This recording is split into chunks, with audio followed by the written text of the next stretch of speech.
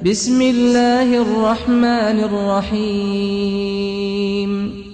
Bismillahirrahmanirrahim.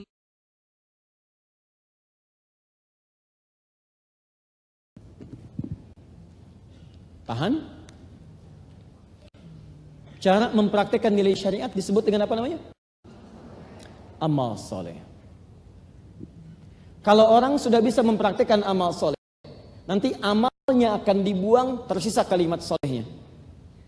Baik, soleh untuk laki-laki. Kalau perempuan, tinggal tambahkan tak di ujungnya, soleha.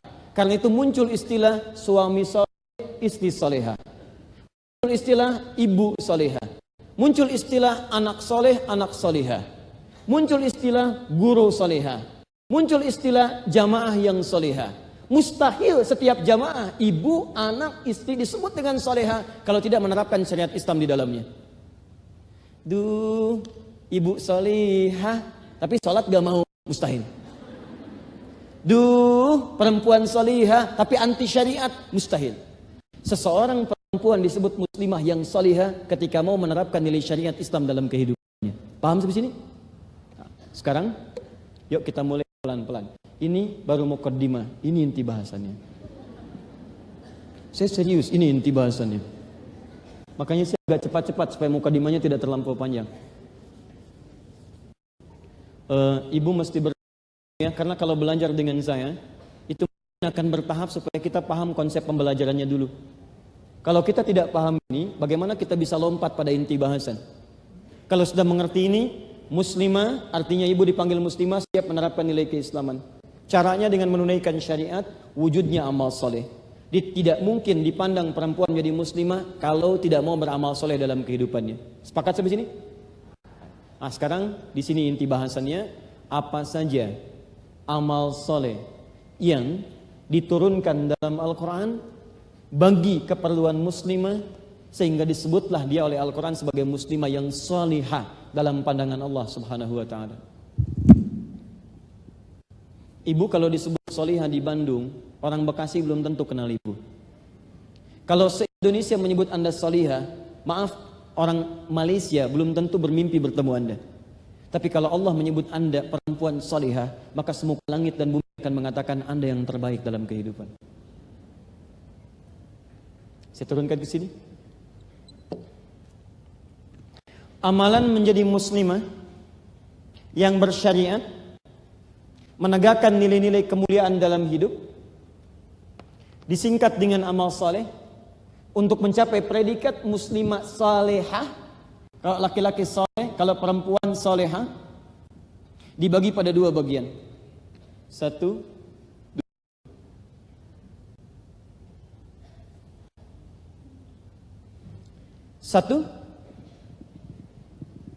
ada amalan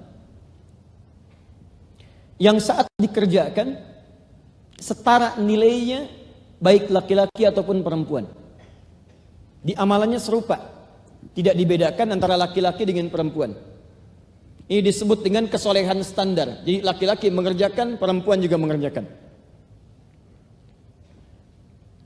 Bentuknya ibadah ritual. Secara cepat, bentuknya ibadah ritual. Contoh, salat.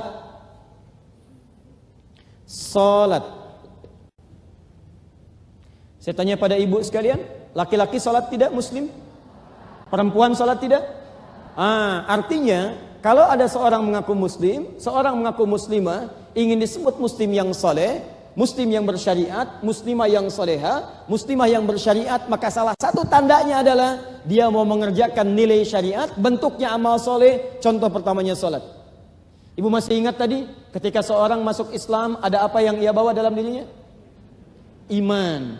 Perhatikan, ketika ibu menemukan kata ini di Quran, ingat ya urutannya. Satu iman, kedua ad-din. Ad-din itu Islam. Kemudian muncul amal soleh. Setiap disebutkan kalimat ini akan selalu bersanding dalam Al-Quran. Contoh, ibu tidak akan temukan kalimat iman di Quran kecuali bersanding dengan amal soleh.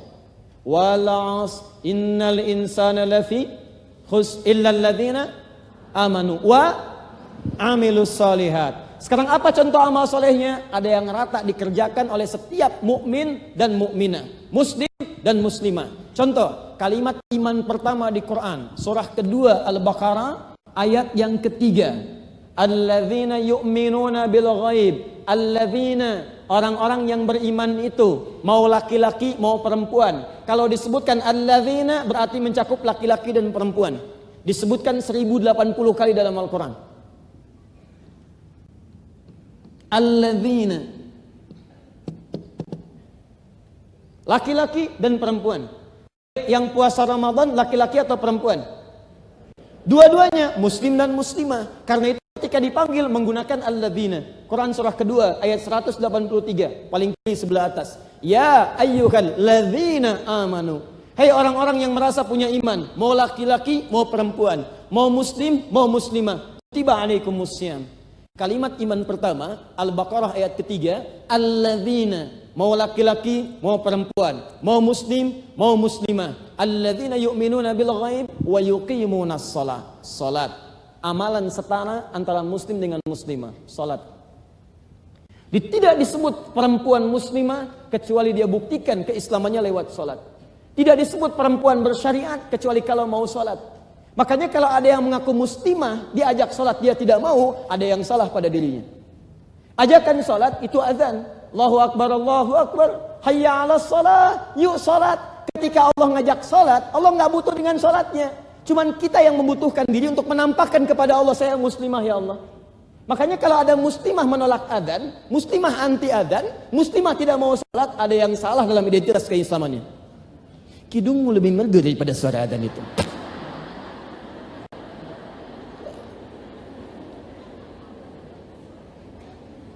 Di sepanjang manusia pasti lebih dekat kepada nilai-nilai syariat, nilai keimanan, apalagi menetapkan dirinya muslimah. Itu otomatis itu. Cuman satu disebutkan dalam hadis yang anti kepada adzan. Idza udzina fafara syaitanu alaihi dharatun. Jika adzan dikumandangkan maka setan akan berlari sambil terkentut-kentut. Ini bahasa kiasan, maksudnya saking bencinya setan dengan suara adzan, karena tadi dia komitmen menjauhkan anak Adam dari kedekatan pada Allah, maka hidungnya pun dia tutup. Lari. Makanya hal yang paling unik terjadi kalau ibu mau dalam satu kondisi jauh dari setan, itu saat dengar azan. Dia begitu dengar azan, setannya lari. Fa idza thuwiba fa'ada, kalau azan selesai dia balik lagi. Makanya saat ibu jalan pun dengan non muslim, teman ibu non muslim, ibu sedang jalan, tiba-tiba azan berkumandang Allahu Akbar, itu yang non muslim bisa mengingatkan ibu. Jeng, sudah azan, apa enggak sholat dulu? Masya Allah. Iya ya. Begitu adzan selesai, la ilaha illallah, ada. Yang muslimahnya jawab, tenang ada, baru adzan, belum qomat. Setan balik lagi. Hadisnya nomor hadis 166.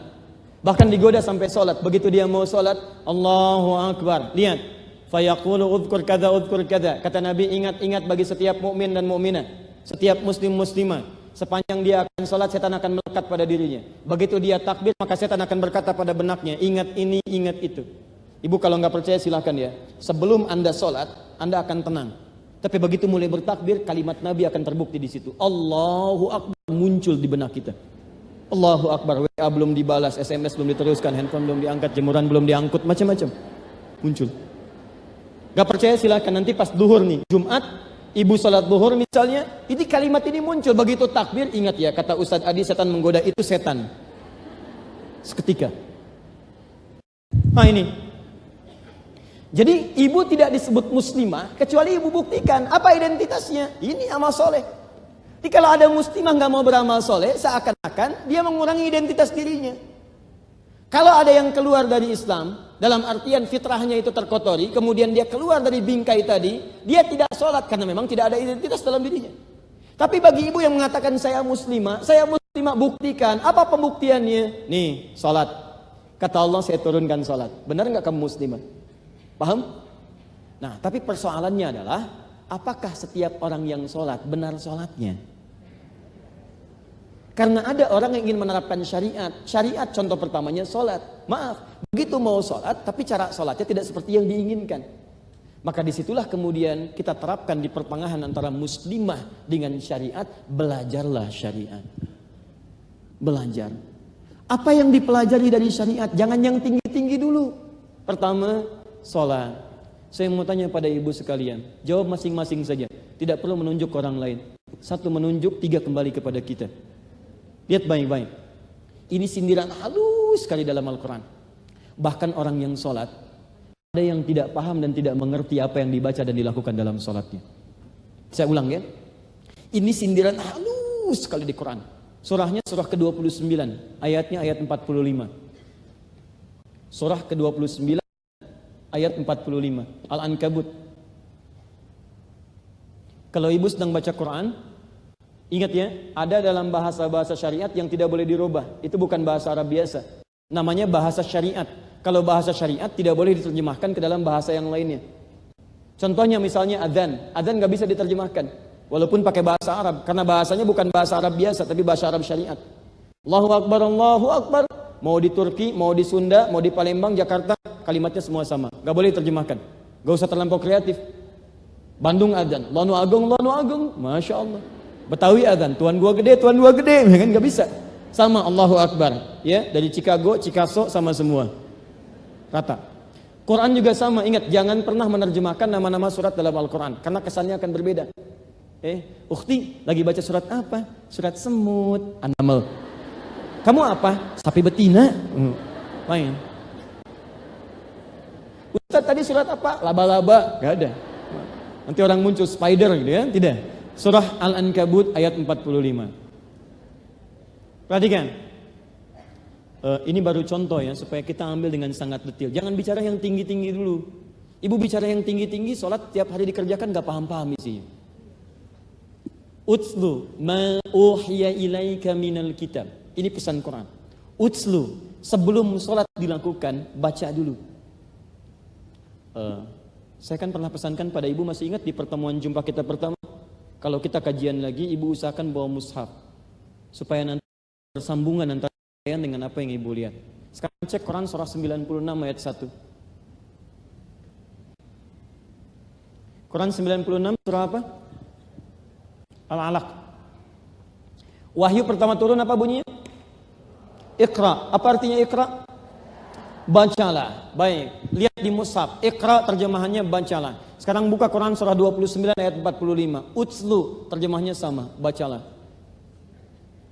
Yang terjemahnya beda boleh angkat tangan, sampaikan. Kalau beda saya berikan hadiah. Minimal buku yang terbaru. Ada yang beda terjemahannya? Saya punya keyakinan semuanya sama. Satu bacalah, yang kedua bacalah.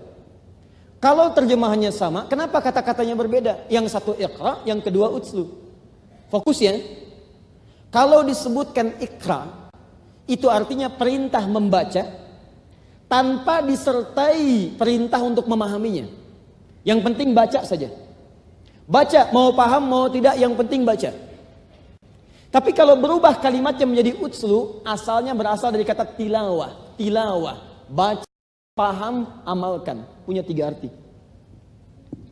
Baca, pahami, amalkan yang dipahami itu. 3 kata ini disebut dengan tilawah namanya. Perintahnya disebut dengan utslu. Kalau hanya baca saja tanpa menuntut pemahaman, disebut dengan qiraah namanya. Qiraah. Qiraatun. Perintahnya ikra. Orangnya disebut dengan qari, perempuannya qari'ah. Makanya ketika ada orang baca Quran disebut dengan qari, dia tidak menerjemahkan, dia cuma baca saja. Mau paham, mau tidak, yang penting dibaca. Paham sampai sini? Tapi kalau kalimat berubah jadi tilawah, perintahnya utslu, artinya dalam perintah kalimat itu bukan hanya menuntut bacaan, tapi kita diminta memahami apa yang dibaca. Jelas sampai sini? Sekarang ibu perhatikan baik-baik. Dalam perintah sholat, kalimatnya bukan menggunakan iqra, tapi utslu. Utslu ma uhya ilaika minal kitab. Sebelum sholat, baca dulu, pahami dulu bacaan-bacaan sholat, pelajari dulu seperti diwahyukan kepada Nabi Muhammad SAW, keterangannya ada dalam Alkitab. Kalau sudah paham bacaannya, sudah mengerti bacaannya, sudah paham gerakannya, dengan pemahaman ini kerjakan sholat. Wa aqimis sholat. Sholat yang ditunaikan dengan paham bacaannya, mengerti gerakannya, itu yang melahirkan kekhusyuan dalam jiwa, sehingga dengan khusyuk itu terjaga kita dalam kehidupan. Silahkan cek, dari sekian ruku yang dikerjakan, ribuan kali ruku dan sujud, berapa persen bacaan salat yang ibu pahami? Jangan-jangan lisannya Allahu Akbar, tapi pikirannya kemana-mana. Allahu Akbar, tuh diskon tadi belum dapat, ya Allah. Sami Allahu liman hamidah. Cek, harusnya lisan berkata Allahu Akbar, karena faham pikiran menerjemahkan Allah Maha Besar. Jadi ketika lisan mengucapkan, pikiran menerjemahkan, pikiran kita nggak akan kemana-mana, karena fokus menerjemahkan apa yang diucapkan. Lalu hati meresapi itu, ya Allah saya akui Engkau yang Maha Besar. Tapi dalam kehidupan sehari-hari, ampuni saya ya Allah yang sering merasa besar dalam kehidupan. Angkuh terhadap suami, sombong pada teman-teman, merasa besar dibanding orang lain, hebat dibanding orang lain. Ampuni saya ya Allah. Karena itu ketika Anda bertakbir, Anda mohon ampun kepada Allah. Bacalah doa iftitah, Allahumma ba'id baini wa baina khatayaya. Ya Allah, kalau selama ini saya salah, ya Allah kalau selama ini saya berdosa, mohon ampun ya Allah. Jauhkan saya dengan kesalahan saya seperti Engkau jauhkan antara timur dengan barat yang tidak pernah bertemu. Saya sampai kiamat gak mau ketemu dengan kesalahan saya, ya Allah. Ampuni ya Allah. Allahumma naqqini minal khataya kama yunaqqa thawbul abyadu minad danas. Dan hapuskan kesalahan saya ya Allah, seperti pakaian yang bersih dihapuskan dari noda-noda. Kalau perlu gunakan air yang sangat dingin ya Rabb, saya bertobat dari kesalahan itu. Makanya Abu Bakar begitu takbir Bu, Allahu Akbar, saking pahamnya kalimat itu sampai bergetar tangannya. Karena takut dianggap orang baik, tapi ternyata di hadapan Allah masih ada sesuatu yang kurang tepat dalam kehidupannya. Selevel Abu Bakar, sahabat Nabi, mertua Nabi, hidup dengan Nabi, mohon maaf menemani putrinya menikah dengan Nabi, wafatnya kuburannya di samping Nabi, masih merasakan ada yang kurang dalam hidupnya. Begitu takbir, gemetaran tangannya. Ibu sahabat Nabi bukan, mertua Nabi bukan, menantu Nabi juga bukan, pasangan Nabi juga bukan, hidup tidak bersama Nabi, wafat tidak dikubur di samping Nabi. Sehebat apa kita sehingga merasa hebat dalam sholat kita sehari-hari? Yang kita bacakan belum tentu dipahami, walaupun sama-sama gemetarannya, subuh-subuh di puncak gemetaran juga gitu. Takbir. Ayo jangan yang tinggi-tinggi. Kenapa sholat kita jarang khusyuk? Salah satu sebabnya karena nggak paham yang dibaca. Ibu minta 7-8 permintaan saat duduk di antara dua sujud. Berapa yang dikabulkan? Rabbil firli, warhamni, wajburni, warzukni, rizki minta, ampunan minta, maaf minta. Berapa yang dikabulkan? Jangan-jangan terkabulkan bukan kurang lengkap doanya, kurang khusyuk bacanya. Itu poinnya. Dan saya sudah pernah terangkan awal saya datang ke Bandung dari Al-Murabbi. Itu dari bacaan salat dan gerakan dari awal sampai akhir, itu ada maknanya. Ada maknanya dan indah sekali. Ini bagian pertama. Nah ini saya ambil contoh cepat saja, saya tidak jelaskan detail untuk gambaran saja. Dimaksud saya, kalau ibu nanti pulang dari sini, mohon maaf ya, kumpul lagi dengan teman-teman di majelis ilmu yang lain, saya mohon ibu coba bikin kurikulum yang sesuai kebutuhan ibu. Pertama, ayo jangan jauh-jauh, jangan tinggi-tinggi dulu. Misal, belajar fikih sholat, bikin kurikulum berapa pertemuan, dari mulai takbir sampai dengan salam. Ini maksudnya apa? Kenapa berdirinya mesti tegak? Kenapa kakinya sejajar dengan kenapa tangan kanan menutup punggung yang kiri? Kenapa takbirnya sejajar begini? Kenapa ada yang begini? Kenapa yang punggung ini cuma 3 posisi saja? Yang telapak yang ini menutup punggung yang kiri seperti ini. Ada yang kedua, yang pergelangan bertemu dengan pergelangan begini. Tapi harus langsung ya, tidak diukur dulu. Allah. Ya.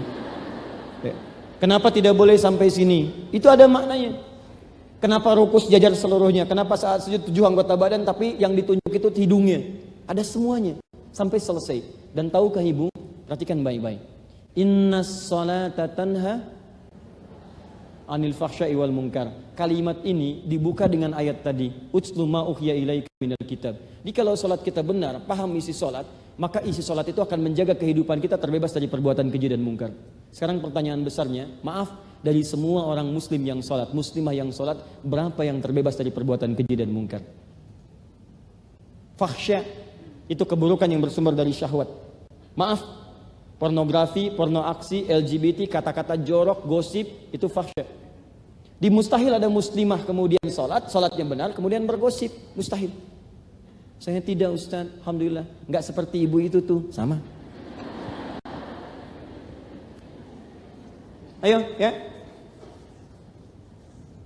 Amalan yang lain, contoh infak, ini yang umum setara. Kemudian ada interaksi dengan Al-Quran. Laki-laki baca Quran, perempuan baca Quran. Muslim menghafal Quran, muslimah menghafal Quran. Muslim membaca Quran, tajwidnya belajar, muslimah juga belajar. Baik, mohon maaf, muslim memahami tafsir Al-Quran, muslimah juga belajar tafsir Al-Quran. Karena itu, jangan cukupkan dengan laki-laki saja yang jadi penghafal Quran, ibu pun mesti tergerak menghafal Quran. Jangan cukupkan dengan laki-laki saja yang bacaan Qurannya bagus, ibu pun mesti bagus. Jangan cukupkan yang laki-laki saja paham tafsir, ibu pun mesti paham Quran. Siapa yang menjelaskan pada anak-anaknya?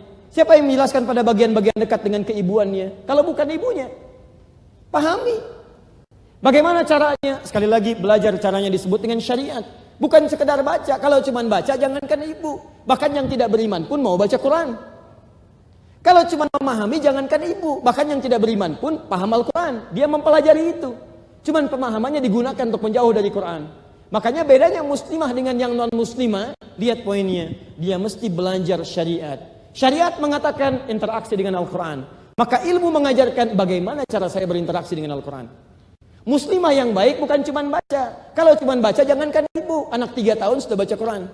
Anak 4 tahun sudah baca Quran. Apa bedanya bacaan ibu dengan bacaan anak-anak? Belajar dengan syariat, belajar dengan ilmunya. Begitu ibu ingin baca Quran, lihat tajwidnya. Begitu ibu ingin menghafal Quran, lihat cara menghafal yang benarnya. Itu yang dimaksud dengan menerapkan syariat dengan pembelajarannya, ilmunya. Jangan-jangan hari ini pun tidak punya rencana untuk menegakkan syariat. Coba saya tanyakan kepada ibu sekalian. Mohon maaf ya. Berapa kali kita punya rencana di hari ini untuk menunaikan sholat sunnah? Berapa ayat yang ibu rencanakan untuk dibaca hari ini? Berapa ayat yang ibu rencanakan untuk dihafalkan di hari ini? Jangan bicara yang tinggi-tinggi kalau pada yang dasar-dasar saja kita tidak punya rencana untuk mewujudkannya. Maka tunjukkan kebanggaan di hadapan Allah Subhanahu wa taala sebagai muslimah yang baik dengan menerapkan nilai-nilai kehidupan yang kita bisa turunkan menunya. Infak, laki-laki infak, perempuan infak. Tapi pertanyaannya, bagaimana cara infak yang dibenarkan oleh syariat? Ibu jangan-jangan ngejar-ngejar masjid, ngejar-ngejar majlis taklim untuk infak. Padahal kata Al-Quran, infak pertama itu kepada kedua orang tuanya. Quran surah kedua ayat 215. Quran surah 2 ayat 215. Paling kanan sebelah bawah. Yas'alunaka madza yunfiqun. Mereka bertanya kepadamu Muhammad apa yang harus diinfakkan. Qul ma anfaqtum min khair. Katakan kalau mau infak berikan yang bagus-bagus. Kepada siapa? Maaf, satu lil walidain, kepada kedua orang tuanya. Ibu susun majlis taklim, kemudian berikan tagar, siapkan infak terbaik. Pertanyaannya, ibu infak kemana? Lihat urutannya. Jangan-jangan kita kejar infak pada yang lain, orang tua sendiri gak pernah dilihat. Duhai kata Quran, ibumu yang melahirkan kamu dalam keadaan sakit dalam kandungannya. Mengandung sudah sakit, Quran surah 31 ayat ke-14. Melahirkan tidak mudah, Quran surah ke-7 ayat 189. Menyusui kadang sampai 2 tahun, Quran surah kedua ayat 233-nya. Ibu sebagai perempuan mengalami itu, tapi bukankah ibu juga punya ibu? Ibu juga punya ayah. Quran mengatakan kalian gak bisa balas jasanya, tapi minimal berikan bakti kepadanya. Apa itu infak? Infak itu pemberian terbaik dari wujud materi. Tidak harus uang. Makanan itu infak. Pakaian itu infak. Hal-hal yang baik-baik yang diberikan infak. Tidak yang tinggi-tinggi karena orang tua gak akan pernah menuntut banyak.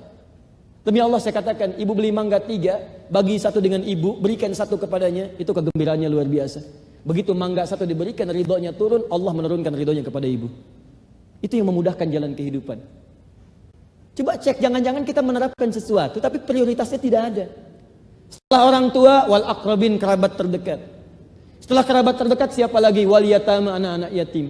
Wal masakin, orang-orang miskin. Setelah itu wabis sabil, orang yang kesulitan perjalanan. Baru turun yang lainnya. Ada majlis ilmu, ada ini, ada itu, dan sebagainya. Dan poinnya luar biasa. Pertanyaannya, dari semua orang infak, apakah infaknya sesuai dengan syariat? Dari semua orang sholat, apakah sholatnya sesuai dengan syariat? Dari semua orang yang berinteraksi dengan Al-Quran, apakah sesuai dengan syariat? Ibu silahkan cek. Tidak pernah ada orang di masa Nabi masuk Islam kecuali baktinya maksimal kepada kedua orang tuanya. Hubungannya baik dengan kerabatnya. Bacaan Qurannya, interaksinya luar biasa bagusnya. Dan apa yang Allah berikan kepada mereka, nanti saya berikan rahasia di akhir pertemuan kita. Begitu benar-benar dipraktekkan syariat dalam kehidupan, maka Masya Allah, semua profesi apapun yang dijalani, sukses dan bahagia kehidupannya. Waktu saya tinggal 30 menit untuk uraian. dan kita berikan 30 menit untuk diskusi. Sekarang saya masuk pada intinya. Kalau ini baru laki-laki dan perempuan. Sekarang pertanyaannya, apa kekhususan bagi perempuan yang tidak ditemukan di laki-laki dan dengan itu mempercepat jalannya untuk menuju surga Allah Subhanahu wa taala?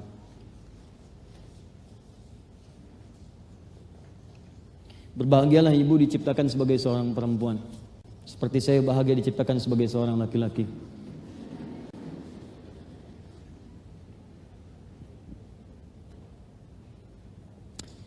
Bismillah. Sudah. Baik, saya belum simpulkan dulu, simpan dulu yang tadi.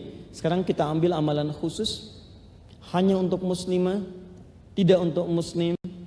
Dan dengan ini ada kalimat Nabi di hadis At-Tirmidzi yang saya bacakan, kalau bisa mengerjakan itu, maka jalan menuju surga akan sangat cepat bagi perempuan. Amalan pertama, Quran surah ke-24 ayat ke-31. Qul lil mu'minati, katakan bagi perempuan yang merasa punya iman. Katakan rumus tadi yang saya berikan. Punya iman berarti masuk ke dalam ketentuan ad-din. Ad-din berarti Islam. Kalau Islam orangnya disebut apa? Muslim. Kalau perempuan kata Quran jadi apa? Muslimah. Berarti ayat ini diturunkan khusus untuk perempuan. Qul lil mu'minati wa qul lil mu'minati yaghdudna min absarihinna.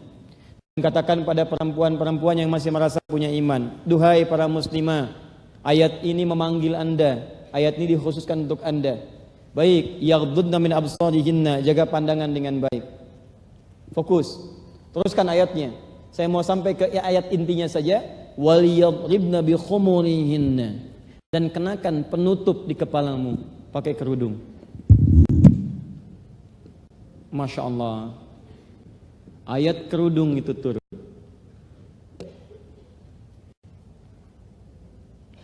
Tahan. Khimar. Khimar itu kerudung. Jadi apa hukumnya kerudung bagi muslim? Wajib. Berarti saya salah dong pakai peci. Apa hukumnya kerudung bagi muslim? Masya Allah. Luar biasa. Kerudung pakai muslim pakai kerudung.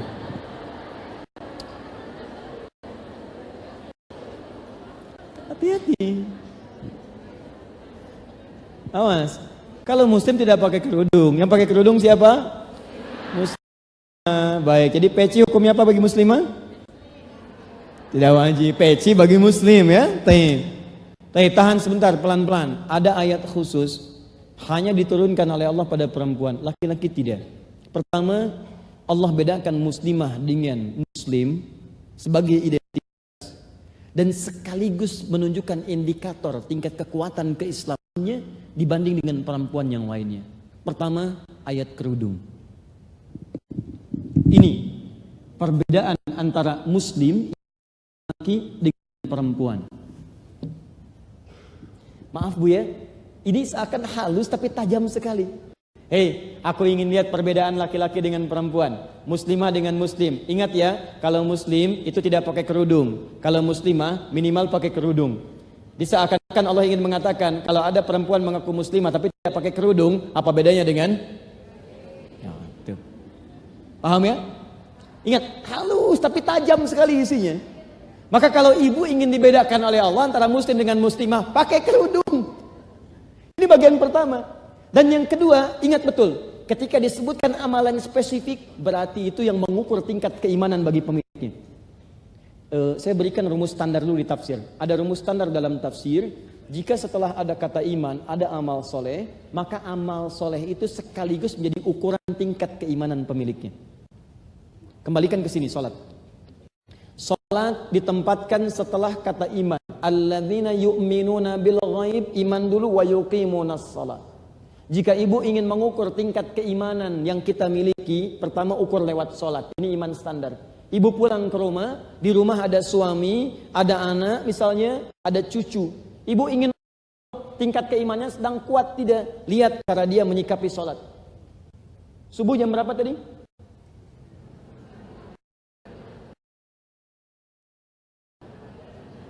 435, 436, Masya Allah. Terjadi perbedaan pendapat di saf muslimah. Luar biasa. Saya ambil tengah-tengah lah, misalnya 436 lah, taruh. Saya ambil tengah-tengah. Di Bekasi sudah 439. Fokus ini. Ibu ingin mengukur iman anggota keluarga saya kuat tidak? Suami saya sedang bagus nggak level keimanannya?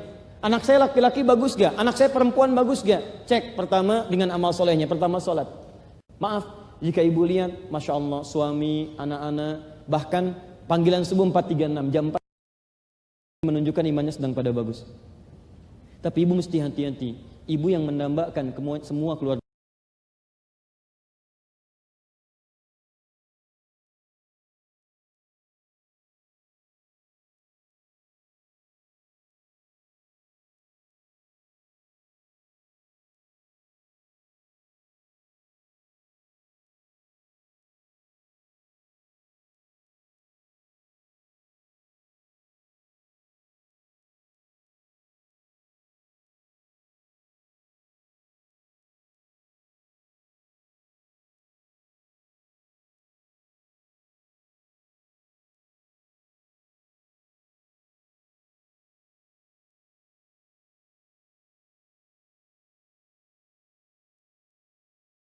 Ke surga, saya sering melakukan ini. Coba ibu satu kali kalau bangun atau sebelum tidur malam, ibu tatap wajah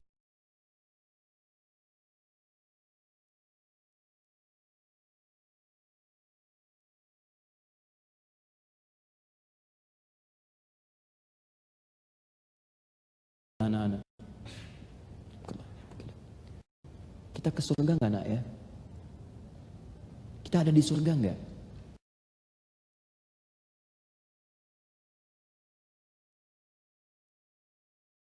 Kalau ibu sudah mengharapkan surga, rumus surga pertama iman dengan amal soleh. Ibu cek tingkat. Jangan-jangan ibu yang merasa soleh sendirian, anaknya belum bisa mengikuti. Maka dari itu coba bangkitkan gairahnya.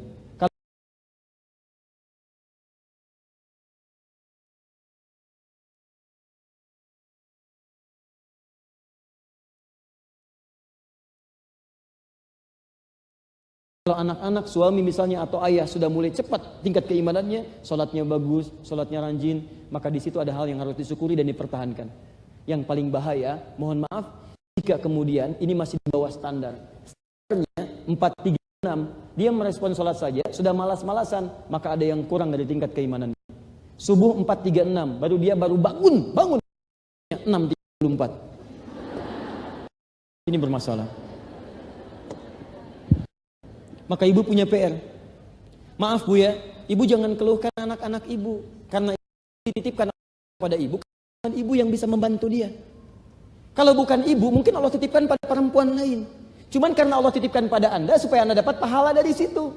Jadi jangan mengeluhkan kondisi anak. Saya tidak sepakat dengan mengatakan anak nakal. Gak ada anak nakal. Yang ada orang tua yang tidak sabar dalam merawatnya.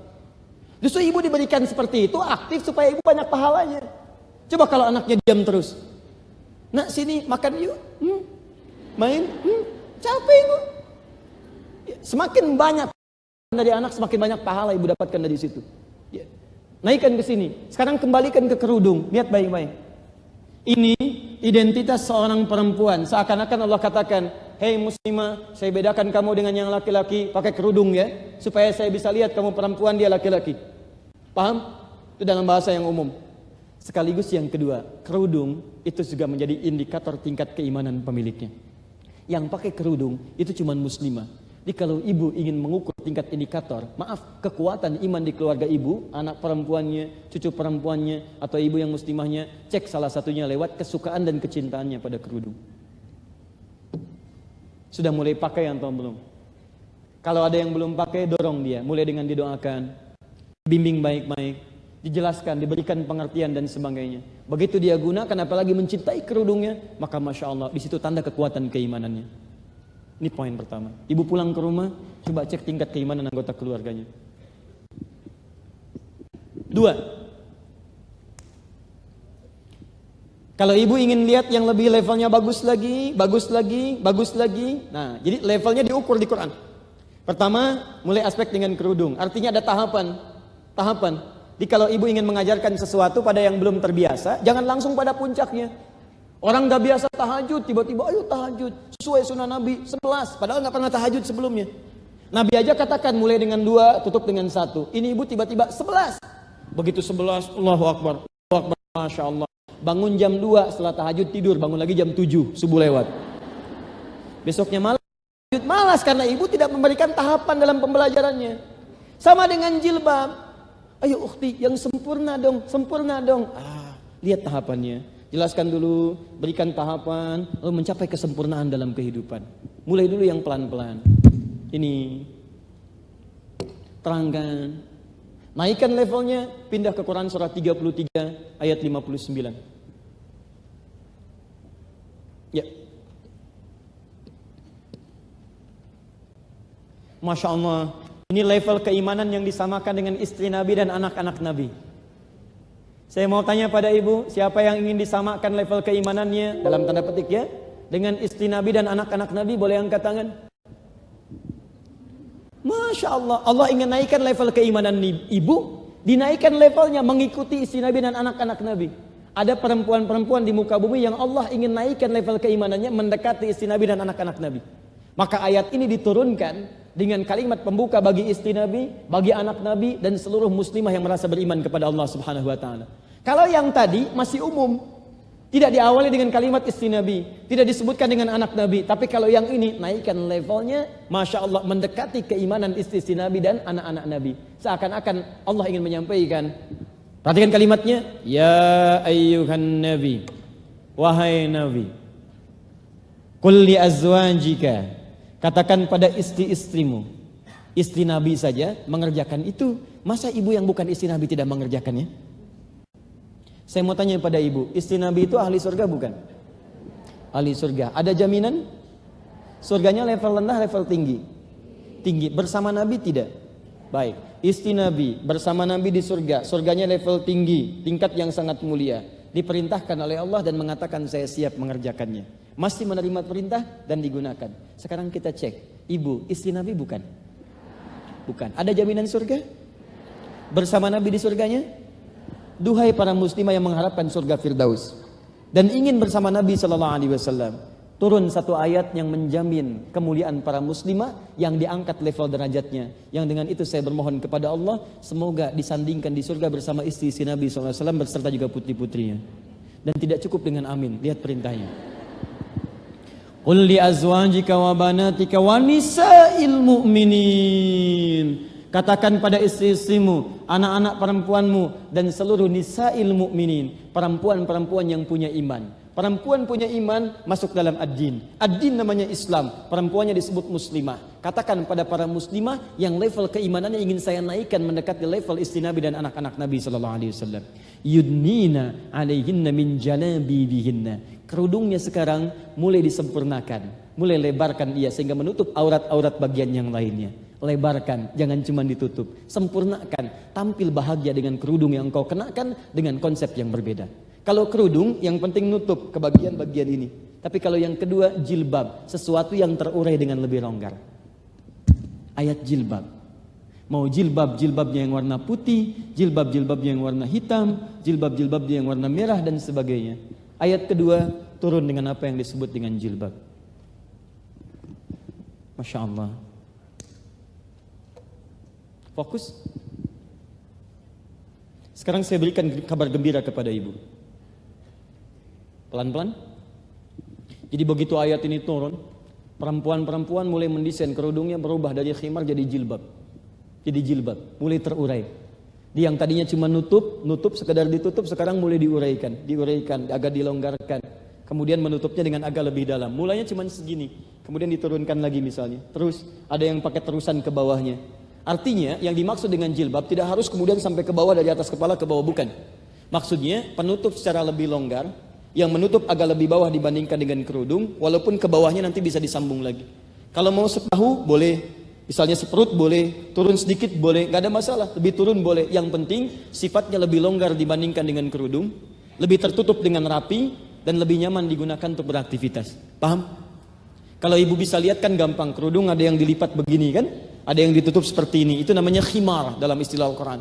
Quran surah 24 ayat 31. Tapi jilbab ini yang seperti ibu kenakan sekarang, longgar dan memberikan kenyamanan dalam beraktivitas. Allah berikan hadiah pada perempuan yang mau meningkatkan level keimannya dengan bagian yang kedua ini. Fokus baik-baik. Dia. Asa ayyu'rafna fala yu'dzain. Perempuan yang menaikkan levelnya menggunakan jilbab, maka aku akan lebih mengenalinya dengan mudah. Bukan Allah nggak kenal, Allah tahu semua hambanya, bahkan semua karakteristiknya. Ini bahasa kiasan saja.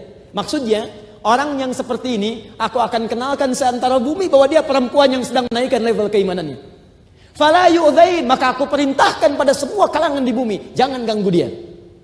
Lihat, ibu belum ke surga, baru dinaikkan level keimanannya, maka perempuan yang mengenakan seperti itu muncul kewajiban bagi area sekitarnya yang termasuk laki-laki untuk melindunginya dalam kehidupan. Kalimat Qur'annya fala yu'dzain, maka saya perintahkan pada lingkungan sekitarnya jangan ganggu dia. Ini perempuan yang seperti ini akan dilindungi oleh Allah Subhanahu wa taala. Jadi ketika ibu diminta berjilbab, Allah nggak butuh dengan jilbab ibu. Tapi Allah ingin menunjukkan sayang kepada ibu. Saking sayangnya, saya ingin lindungi engkau. Saking sayangnya, saya ingin jaga engkau. Saking sayangnya, saya ingin muliakan engkau. Ayo kenakan ini supaya saya berikan kemuliaan melekat kepadamu. Di Allah itu perintahkan berjilbab, bukan karena ibu harus pengen berjilbab, bukan. Karena Allah ingin lindungi ibu. Di begitu seseorang berjilbab, muncullah turunan yang lainnya. Wajib bagi laki-laki beriman untuk melindungi dia dalam kehidupan. Ibu dilindungi, ibu. Makanya ketika ayat jilbab ini turun, perempuan-perempuan muslimah pada saat di zaman Nabi ini beraktivitas diganggu oleh orang lain, langsung dibela seketika oleh pria-pria muslim. Dia enak ibu jadi perempuan, begitu pakai jilbab ke Kosambi, berangkat beli beras 2 karung, nggak bisa ngangkat, laki-laki melihat, masya Allah, susah ya bu ya, biar saya angkatin, masya Allah, habis angkat bayar. Enak. Itu bu, di poinnya itu. Ini pernah kisah nyata terjadi di Amerika. Nyata sekali. Ini perempuan di tempat yang luar biasa terbuka, dia menjaga dirinya dan dia mulai kenakan ayat ini dengan keyakinan penuh kepada Allah. Mohon maaf ya, kalau ibu ingin kenakan jilbab, maka tujuan utamanya jangan karena orang lain pakai. Teman saya pakai, saya juga pengen pakai, hanya untuk disebut bahwa Anda sudah mulai berubah, itu nggak akan ada apa-apanya. Begitu Anda ingin kenakan, niatkan karena Allah. Begitu diniatkan karena Allah, Allah berikan apa yang dijanjikan. Seorang perempuan di Amerika, dia nggak peduli dengan yang lainnya. Dia kenakan itu karena Allah memerintahkannya. Begitu yang kenakan, ibu tahu apa yang terjadi?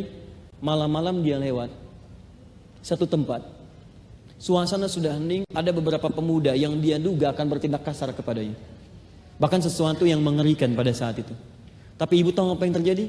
Dia berlindung kepada Allah, dia lewat di tempat itu, tiba-tiba tidak diganggu sedikit pun.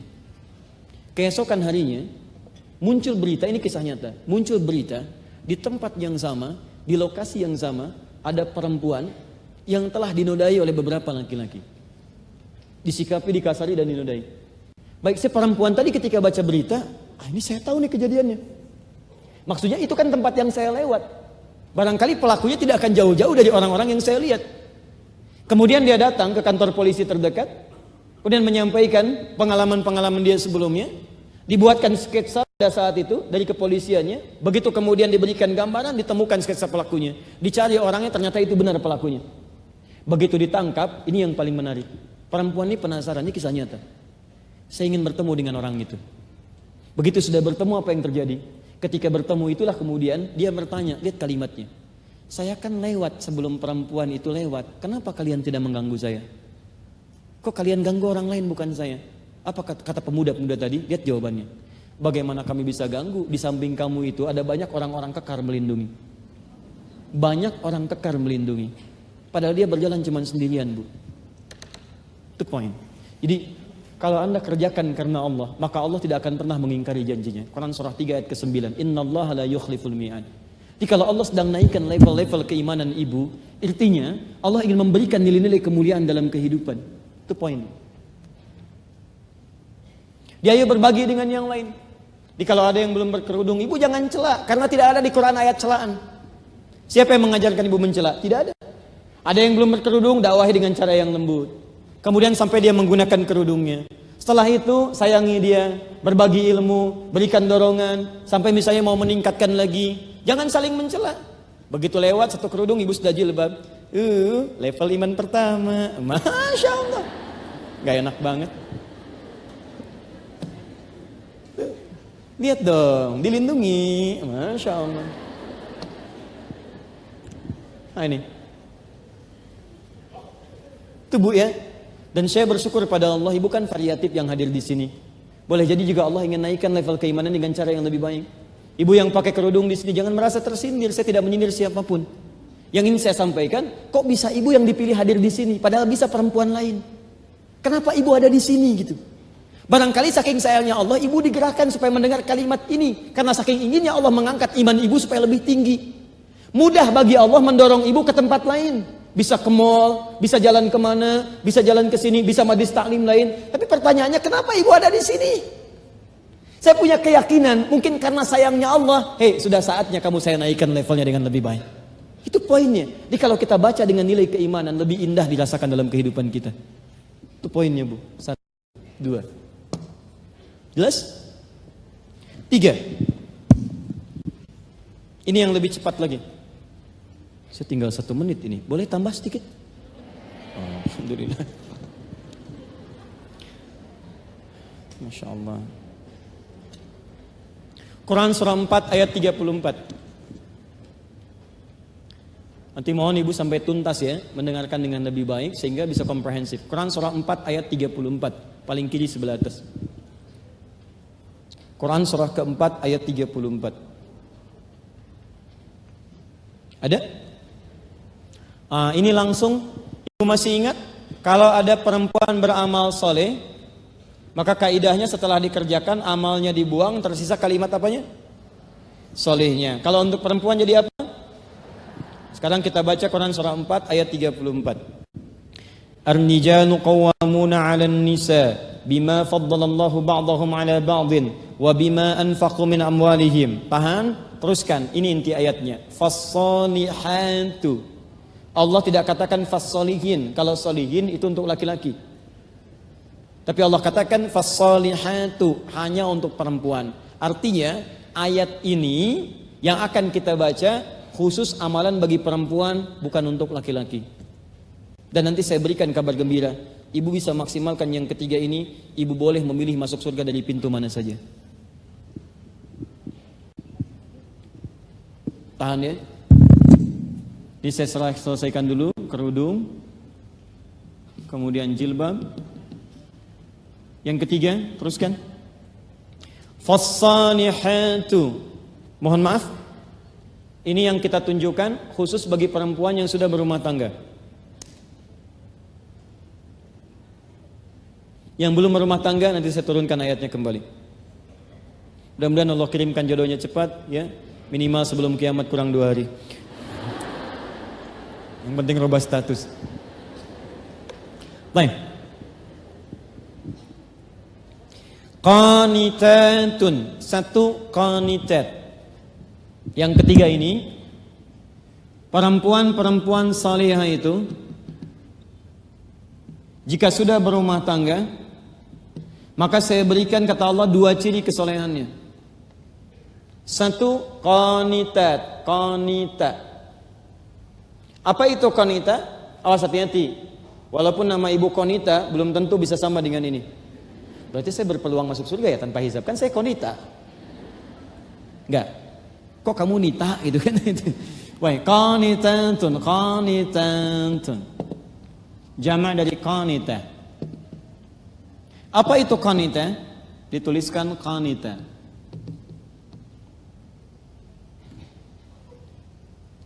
Sudah? Qanita itu artinya sikap menaati Allah. Sikap menaati Allah. Menaati Allah dengan cara menaati suaminya sepanjang suami meminta hal-hal baik yang dibenarkan oleh syariat. Sikap menaati Allah dengan cara menaati suaminya, maksudnya suami ibu, sepanjang ia memerintahkan atau mengajak pada kebaikan yang dibenarkan oleh syariat. Misal, mah tahajud yuk, ayo pak. Mah ke majelis ilmu ya, insyaallah pak. Mah menghafal Quran ya, yuk kita ke surga sama-sama. Siapa insyaallah. Fokus ya. Tahan baik-baik, itu satu.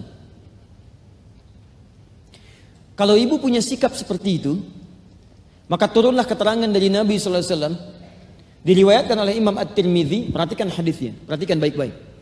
Idza shallatil mar'atu salataha, kalau ada seorang muslimah cuman salat fardu saja, enggak pernah salat sunnah selama hidupnya, fardu saja.